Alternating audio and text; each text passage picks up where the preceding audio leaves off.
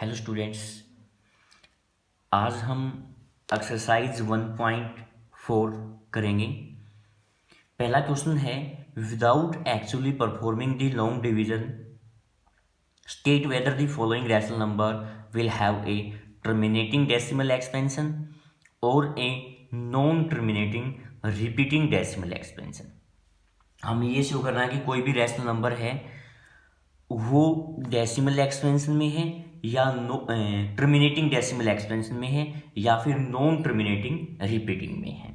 तो terminating decimal expansion के अंदर क्या बताया था कि जो डिनोमिनेटर है वो 2 की पावर m और 5 की पावर n फॉर्म में होना चाहिए। अगर वो इस फॉर्म में है इसका मतलब टर्मिनेटिंग है, अदरवाइज क्या होगा, नॉन टर्मिनेटिंग और रिपीटिंग होगा।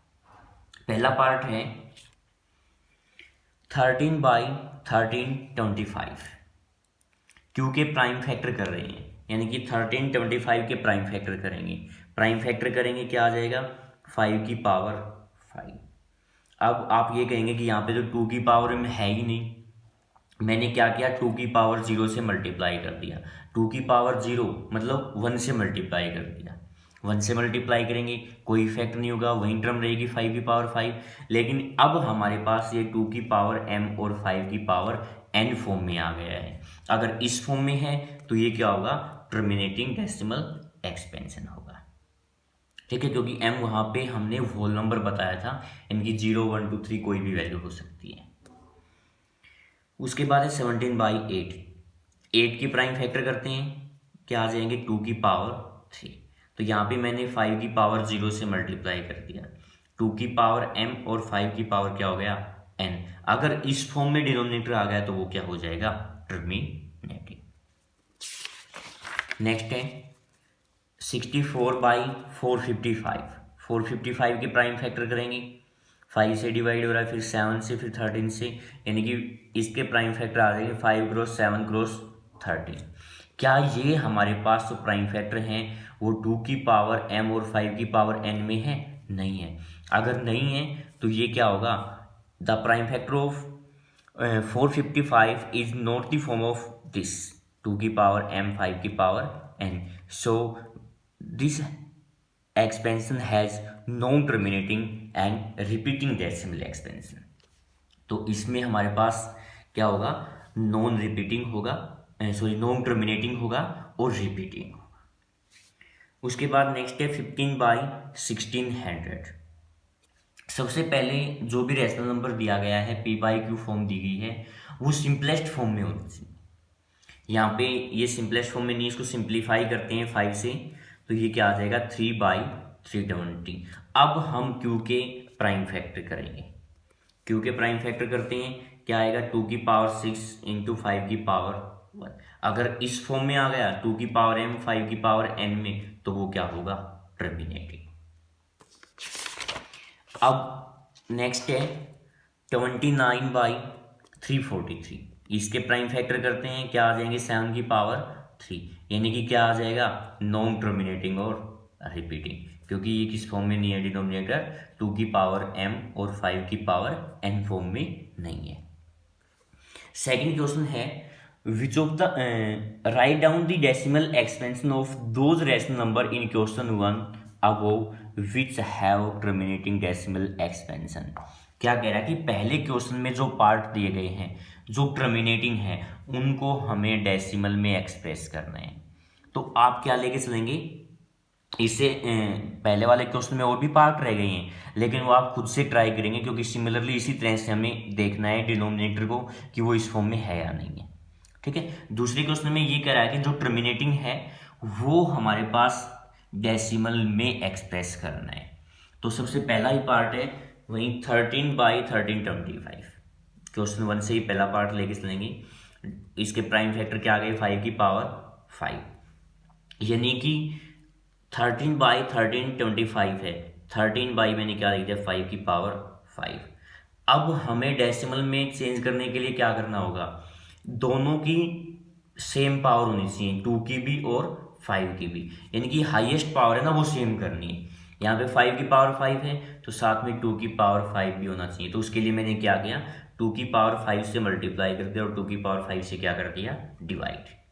टू की पावर 5 कितना हो गया, 32 इंटू 13 बाई में 5 की पावर 5 और 2 की पावर 5 को क्या लिखेंगे, 10 की पावर 5 मल्टीप्लाई किया, ये आ जाएगा 416 बाई में आ जाएगा 10 की पावर 5 यानी कि 1 के साथ 5 जीरो हो जाएंगे।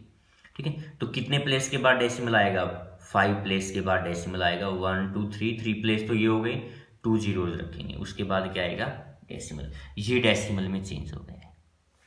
इसी तरह से 17/8 है, यानी कि प्राइम फैक्टर क्या हो गया, 2 की पावर 3।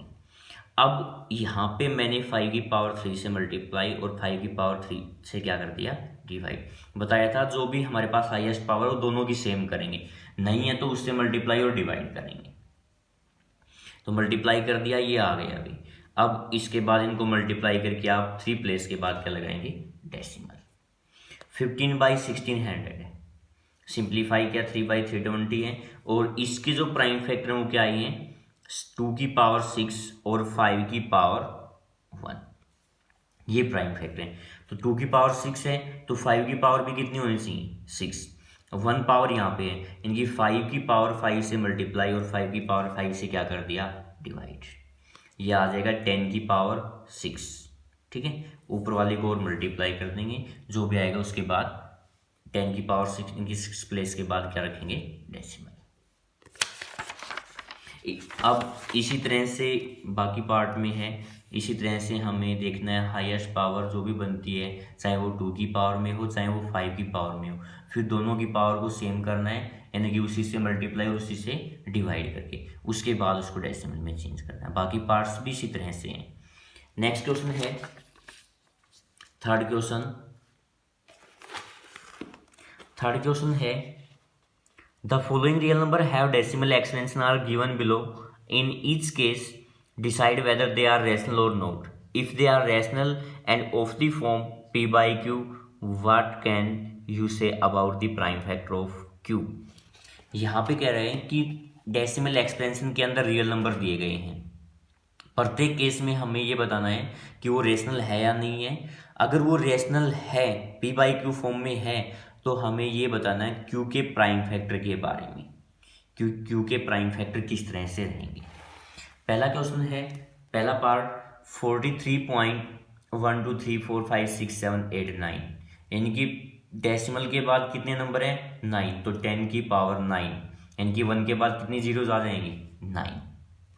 अब इस 10 की पावर 9 को क्या लिख देंगे, 2 की पावर 9 इंटू 5 की पावर 9, यानी कि ये हमारे पास टर्मिनेटिंग है। तो क्या होगा, यहाँ पे इसका डिनोमिनेटर है वो किस फॉर्म में भी आ गया, 2 की पावर n और 5 की पावर n में, यानी कि टर्मिनेट हो गया, यानी कि q के जो प्राइम फैक्टर हैं वो 2 की पावर n और 5 की पावर n में होंगे। हमें यही बताना है कि q के प्राइम फैक्टर वो किस तरह से होंगे, तो यहाँ पे किस तरह से आ रहे हैं, 2 की पावर n और 5 की पावर m फॉर्म में आ रहे हैं। नेक्स्ट है 0.120 1200 1200 120000, इस तरह से नंबर है। मीन्स कैसा नंबर है, नॉन टर्मिनेटिंग और नॉन रिपीटिंग भी है। अगर नॉन टर्मिनेटिंग और नॉन रिपीटिंग होता है तो वो क्या होगा, इरेशनल।